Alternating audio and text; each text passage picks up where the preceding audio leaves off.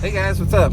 Welcome back here to today's edition of Intuitive Angling, and really appreciate you guys coming by the channel to check today's video out. Always happy to have you guys around. Guys, today it's story time again. I've been trying to throw out one of the stories from the old days about every, once a month or so, and I'm going to tell you guys about the most terrifying story that I have ever heard in bass fishing in my entire life. This is gonna make you cringe after you hear this, so we're gonna get into that in today's video. And actually, I'm just heading back from the lake right now. I had an on the water lesson today, on the water jerkbait lesson, and man, we caught a bunch of fish today on a jerkbait. If you guys are interested in booking an on the water lesson with me, specifically like with jerkbaits, just go to my Facebook page, Randy Block, Professional Angler, and just shoot me a private message for information if you guys would like to up your jerkbait game. We'd be happy to help you guys out.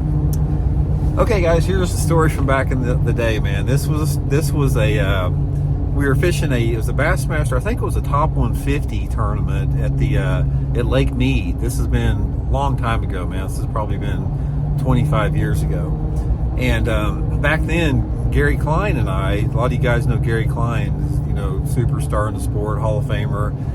We shared a lot of information, and we sort of, bounced ideas off of each other, and worked closely there for several years. And anyway, Gary, he was telling me that I couldn't get a hold of him one of the practice days there, and we got off the water that night, and he was telling me what he had happened, and this was a practice day.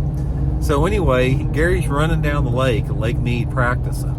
He said he's going like, I can't remember, 55 or 60 miles an hour down the lake.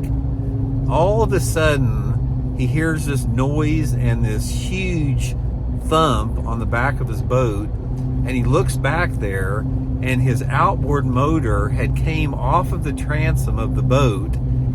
It's laying on the back deck of his boat, still going, the prop's still spinning 5,000 miles an hour, and it's a foot away from his head. And then all of a sudden, the thing catches, bounces back in the water. Now, can you imagine that? When he was telling me this, he's telling me about this propeller whizzing 5,000 miles and 5,000 RPMs a minute, a foot away from his head, that any second it could just roll over on him. I just could not believe it. It's apparently what happened is the bolts on his jack plate broke.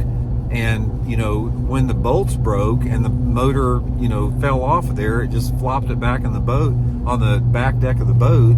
And he's just out of just miraculous luck that it didn't kill him. So actually, I had heard that a couple different times. I've heard that happening a couple times, but never somebody relate me the story directly to that. So I never heard anything like that. Guys, here's one of the things about bass boats that a lot of people don't understand. Bass boats are extremely dangerous. The people do not give them credit enough to how dangerous they are.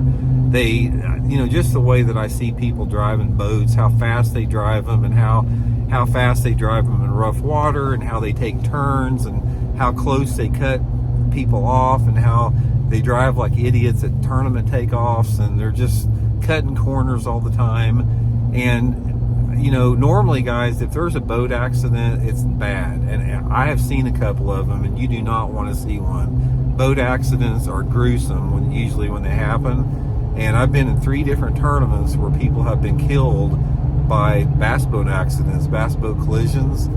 So anyway, that story, I just wanted to share that short story with you guys about Gary's outboard, about cutting his head off there. That just it stayed with me to this day, even though 25 years ago, that happened. So anyway, guys, just a quick story, just a short one today. I want to let you guys know that.